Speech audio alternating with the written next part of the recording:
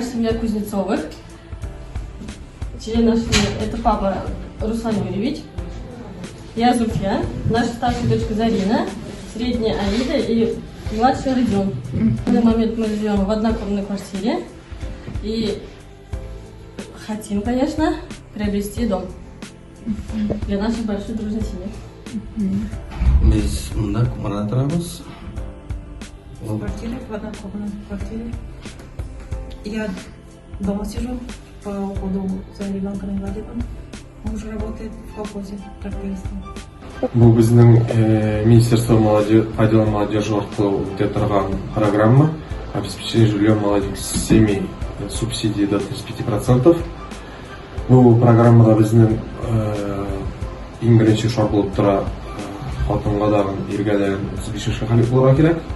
Ондай семьяларға біздің 30% субсидия қайтады стоимости жилья. Балалар болған семьяларға 35% стоимости жилья субсидия қаралған.